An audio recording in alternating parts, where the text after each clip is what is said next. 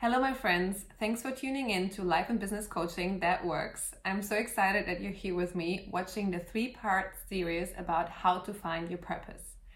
That is literally the number one question I get asked all the time. Chrissy, how can I find my purpose, or how can I live a life with fulfillment? And I totally get it. That is the number one question I have personally asked myself for many years. And that's why I've decided to create this 3-part video series about it, where I actually want to get rid of the 3 biggest lies that exist out there around purpose and that might actually stop you right now from finding your purpose.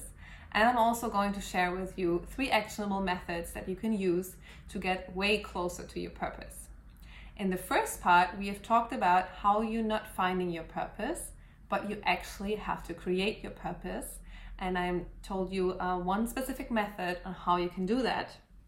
In the second part, we got rid of one of the biggest lies out there, and that is that there's only one purpose out there for you. And if you don't find that specific one perfect purpose, then, well, it sucks. And instead, I've shown you one method that you can use right now that will bring you closer to your purpose by using what's already inside you. So after you've watched this video, it's definitely worth going back and watching the other 2 videos to get right into action. And today I want to get rid of another big misconception about purpose, and that personally, this specific one has made me stuck for over 2 years. So I definitely want that you avoid this period of time, and that's why we want to work on it right now. So here's the thing. Many people of you actually think about their purpose. And the biggest lie around purpose is that you can find the answer in your head. And listen to me right now. You can never, ever find the answer in your head. It's impossible. Trust me, I've tried for a very long time, and there was nothing but confusion, overwhelm, and unclarity that came from overthinking about what my purpose is. And don't get me wrong, self-reflection, being aware of yourself, and listening to your inner voice are all crucial keys for finding your purpose. But the thing is that you won't find your final answer in your head. And you know that it's true because if you ever thought about the question, what is my purpose? Probably your mind came up with different options, right? You might have thought about, oh, I can change my career, or I might want to work as a freelancer, or I might want to join an NGO. Whatever your mind came up with, there are probably different options that you thought are possible. And then the next step usually is, okay, I will just think a little bit longer about it, and then I will know exactly which of those options is the right one. No, that will never happen. Your mind can only take you to ideas, options, and possibilities, but your mind can never take you to knowing and to really experiencing which of those options is true. Maybe you went even one step further and you've chosen, you kind of had an inkling and you know which of those options is your preferred one.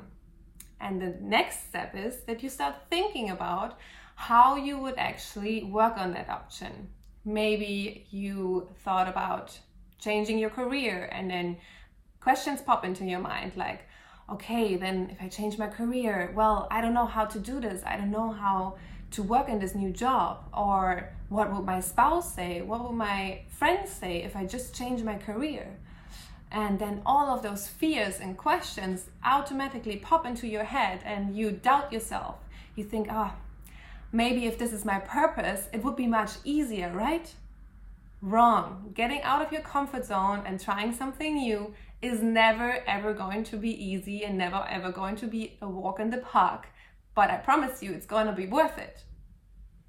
So usually what we do then, if we feel, okay, this option is way too hard, it's way too overwhelming, we get back into our head, considering all of the options that we initially came up with, and this is where the loop starts. This is where the overwhelm starts. This is where the big confusion starts. And I know that so well because I've been there for many times. So the number one secret to finding your purpose is to get out of your head and to get into action right now. And I know that can sound scary at the beginning, but it's really the only true way how you will experience which of those ideas that you already have in mind are going to work for you. It's the only way that reality is going to give you proof and you validate your different ideas. So here is an actionable exercise for you that you can do in order to actually validate your different purpose ideas. So first of all, you brainstorm different ideas. And in order to do that, you can watch part 1 and part 2 of this purpose series, where I will show you some really cool and easy to do methods on how to come up with ideas. The second step is you pick your top 3 ideas. What are the ideas that excite you the most? Really go from a gut feeling, from the feeling of what is your inner voice telling you?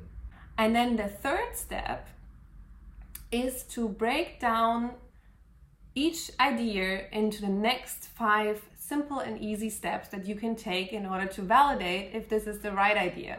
For example, if you think about changing your careers, you can identify people who work already in that career, you can contact them and you can ask them questions.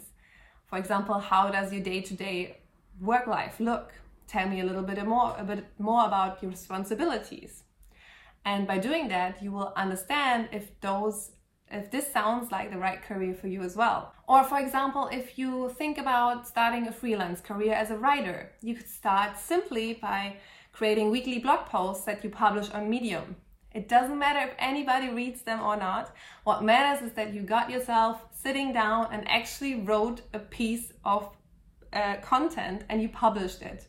By doing this, you will know instantly if you enjoy this kind of work or not. Or if you're thinking to join an NGO, instead of making that your full-time gig, why not just volunteer for them on the weekend? It doesn't matter what options you have in your mind, there are always little simple steps that you can take in order to find out if this is truly what you want or not.